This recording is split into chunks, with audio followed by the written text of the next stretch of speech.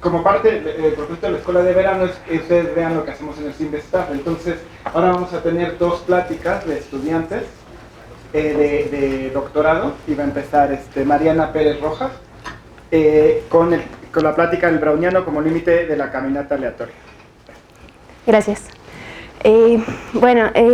Traté de hacer esta presentación un poco, o sea, que espero que tengan alguna noción de lo que es un proceso estocástico, pero pues la traté de hacer con definiciones para que no se me pierdan. Primero les voy a dar la definición de lo que es el movimiento browniano, lo que entendemos por él y sus propiedades más importantes.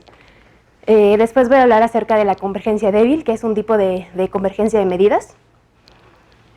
Después voy a hablar acerca de la convergencia en distribución, que es un tipo de convergencia de una sucesión de variables aleatorias hacia otra variable aleatoria.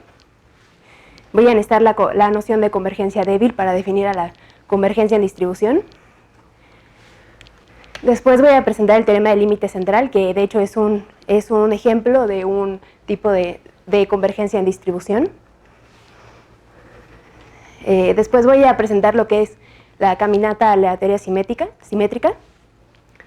Después la caminata aleatoria rescarada, que básicamente es tomar a la caminata aleatoria simétrica y transformar tanto el tiempo como el espacio para obtenerla. Y después voy a hablar del principio de invarianza de Donsker, que es básicamente el objetivo de esta plática.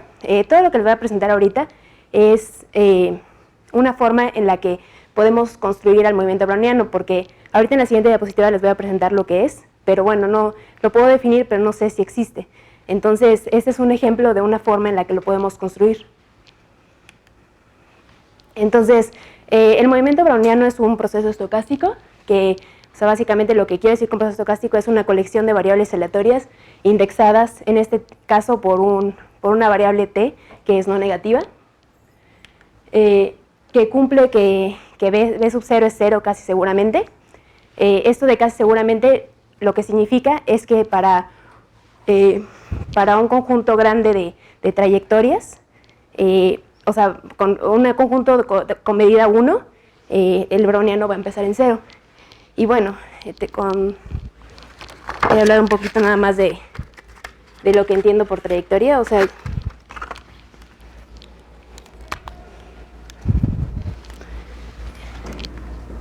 yo tengo una colección de variables aleatorias y cada una de estas b de t vive en un espacio de probabilidad omega fp, donde omega es un conjunto, f es su sigma álgebra y p es una medida de probabilidad.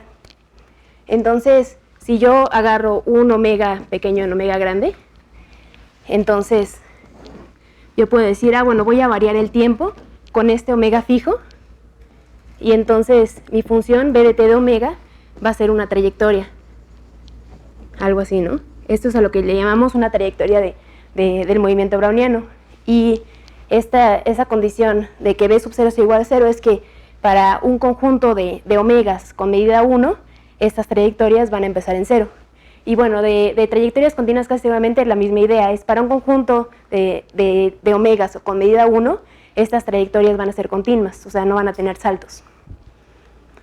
B de t tiene incrementos independientes, que básicamente significa que si yo agarro tiempos arbitrarios t1, t2 y t3 finitos, no negativos porque ahí están definido el movimiento browniano, entonces las variables b de t3 menos b de t2 va a ser independiente de b de t2 menos b de t1.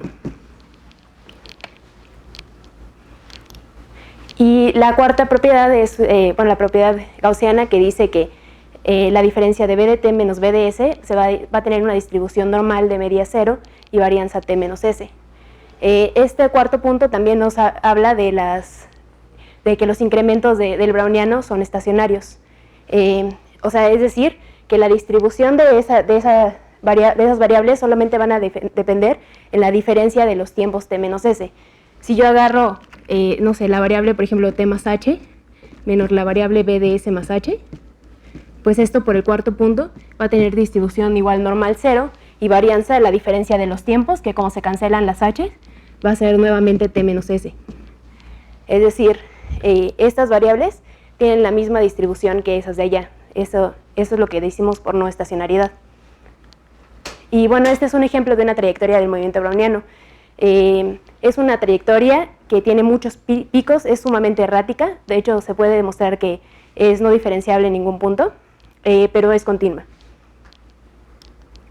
Entonces, de las propiedades más importantes del browniano es que su variación cuadrática es igual a t.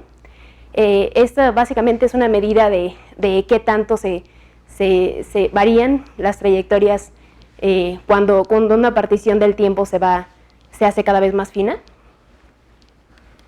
B va a ser una martingala, es decir, cumple esa igualdad y básicamente, o sea, esa igualdad nada más se puede entender. F de S es una filtración que acumula toda la información que tienes del proceso hasta un tiempo S.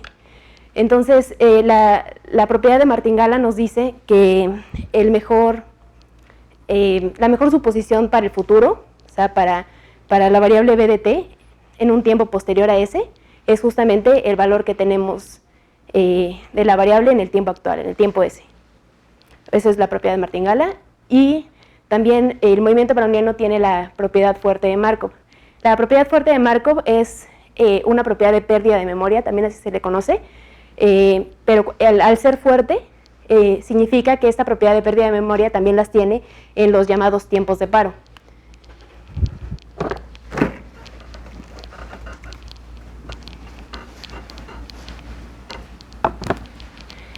Entonces, un tiempo de paro, t, es una variable aleatoria que cumple esto.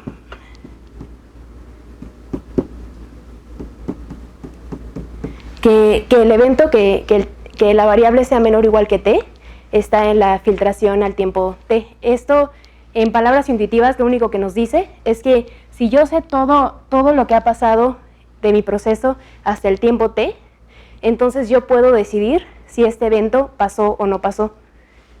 Un ejemplo, si yo tengo a mi trayectoria, ¿no? Digamos que aquí está el 1 y yo defino t.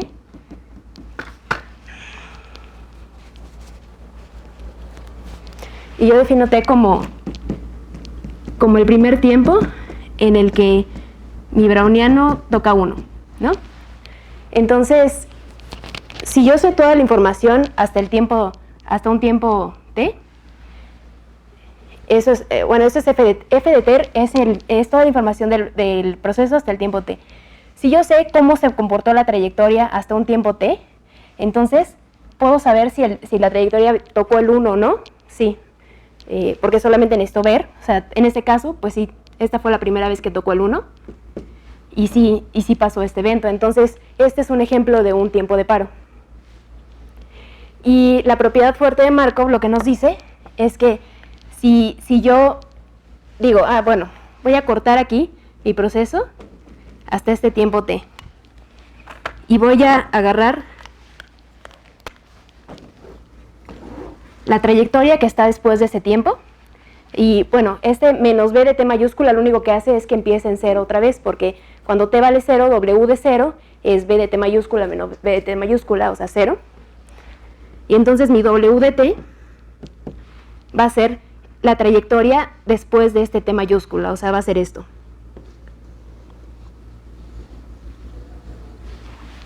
¿Sí? Y la propiedad fuerte de Markov lo único que nos asegura es que esta nueva trayectoria va a ser otra vez un movimiento browniano.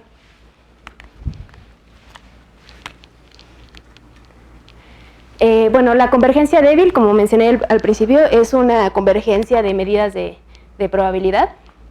Entonces, si yo tengo ese ρ un espacio métrico y doto a S con la sigma álgebra de Borel de S, entonces, y P sub n es una sucesión de medidas de probabilidad en S BS, y bueno, y tengo P otra medida, decimos que P sub n, la sucesión P sub n converge débilmente a P, la denotamos por convergencia con la W arriba, W de Wick. Sí, solo sí se cumple esa convergencia en integrales. Esto, bueno, la primera integral es con respecto a la medida P sub n y la segunda con respecto a P. y esto se debe de cumplir para cualquier función continua acotada f en S con valores en los reales. Esa parte de valores en los reales es para que tenga sentido la integral. Bueno, otra cosa que aquí en P nada más estoy pidiendo que sea una medida, pero se puede demostrar que al tener una convergencia débil, la medida P resulta ser una medida de probabilidad y además es única. Entonces, la convergencia en distribución básicamente nos dice que si tenemos una sucesión de variables aleatorias xn, pueden ser distintos espacios de probabilidad omega n, fn, pn, y tengo otra variable aleatoria x en otro espacio de probabilidad omega fp. Tanto la sucesión de las variables como la x deben de tomar valores en el mismo espacio S, en el mismo espacio métrico. Entonces decimos que xn converge en distribución a x y se denota de esta manera con una d arriba. Si la sucesión de las medidas inducidas por la variable x, o sea, las pn de x a la menos 1, converge débilmente a la medida p de x a la menos 1.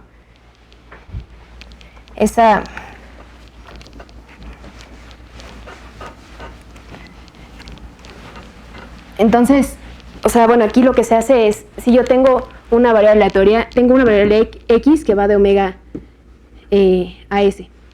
Entonces, yo sé cómo tomar probabilidades aquí, porque es un espacio de probabilidad que tiene su medida asociada a p. Pero aquí yo no tengo, yo solamente tengo s con su métrica y tengo, si acaso, el conjunto de Borel. Pero yo no tengo una forma de asociarles medidas a conjuntos en S. Entonces, ¿cómo defino aquí? Pues es básicamente con esta medida inducida, ¿no? Defino p de x a la menos 1 de a para conjuntos A en la sigma álgebra de Borel de S, como el conjunto de omegas que hacen que x de omega esté en A. Entonces, de esa manera, esta ya va a ser una medida que toma valores que ya sabe cómo tomar valores en la sigma álgebra generada por S. Entonces, equivalentemente, xn converge en distribución a x si sus valores esperados correspondientes convergen. E sub n es la esperanza con respecto a las medidas pn y e con respecto a p.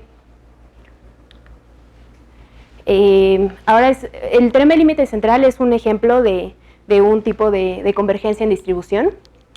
Y lo que nos dice es que si tenemos una sucesión de variables aleatorias independientes e idénticamente distribuidas con media cero y varianza finita, entonces si yo defino a la variable Sn como de esta manera, que es la suma de las primeras nx, con este rescalamiento de 1 entre sigma de n, entonces esta variable aleatoria va a converger en distribución a una variable normal estándar. Entonces, este hecho es lo que nos va a permitir encontrar una sucesión de caminatas aleatorias con una normalización adecuada que va a converger en distribución al movimiento browniano. Ya sé que el movimiento browniano tiene incrementos gaussianos, entonces vamos a usar lo que dice el teorema límite central para encontrar de qué forma tenemos que rescalar a la caminata aleatoria para que cuando se vaya a infinito eso converja a un browniano. La caminata aleatoria simétrica a veces es llamada la caminata del borracho, ahorita van a ver por qué. Yo tengo una sucesión de variables aleatorias independientes e idénticamente distribuidas. En este caso, mis variables aleatorias solamente pueden subir 1 o bajar 1. En este caso, como es simétrica, la probabilidad es un medio para ambos casos. Voy a definir a mi caminata aleatoria m como de esta manera. Va a empezar en 0 y va a ser la suma de los primeros nx para n natural. Y entonces este proceso va a ser una caminata aleatoria simétrica. Y bueno, este es un ejemplo de primeros 5 pasos de la caminata aleatoria. Yo empiezo en 0, digamos que tiro una moneda justa. Si sale águila me subo y si sale sol bajo.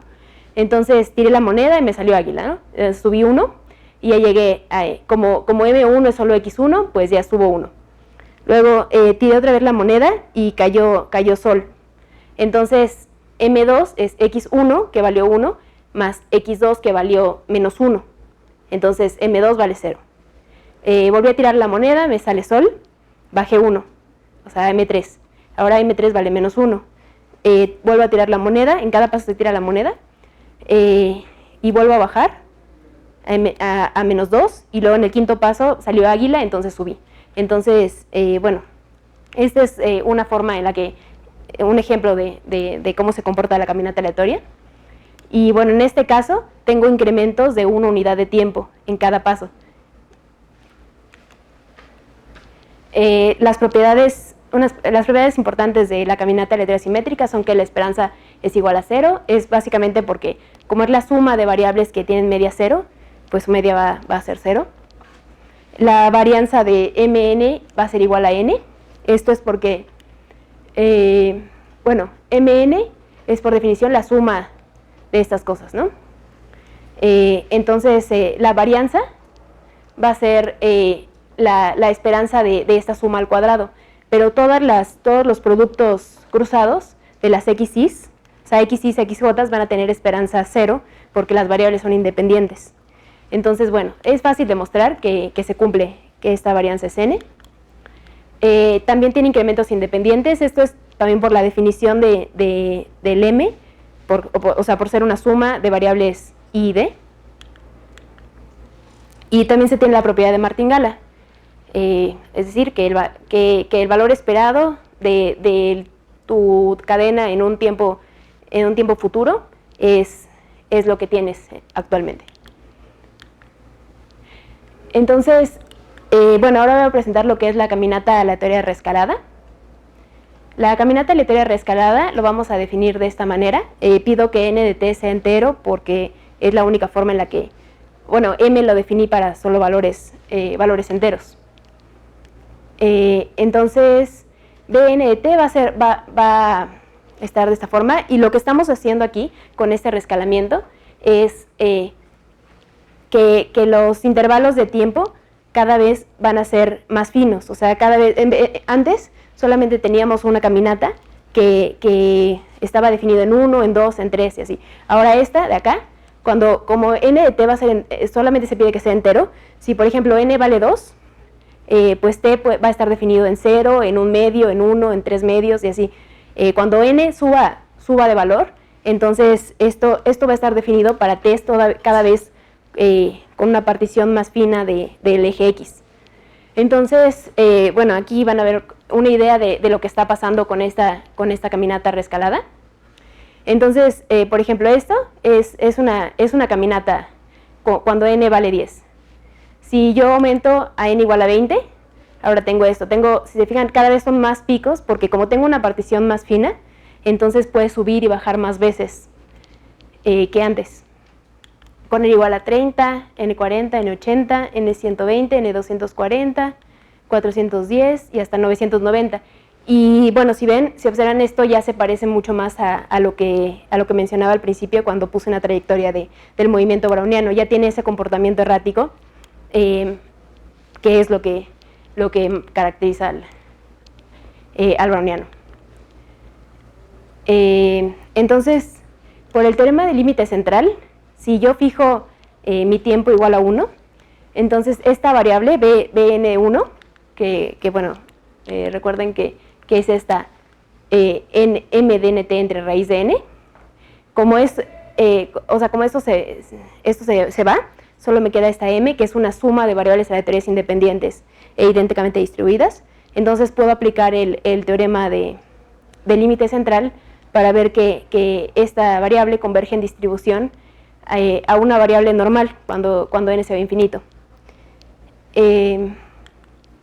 Y bueno, básicamente el principio de invariancia de Donsker nos dice que puedo extender esta convergencia a toda esta función b sub n con t no negativo. Y nos dice, este principio nos dice que esta función converge en distribución al movimiento browniano b cuando n tiene infinito. Y pues ya básicamente ese es el resultado que quería mostrarles.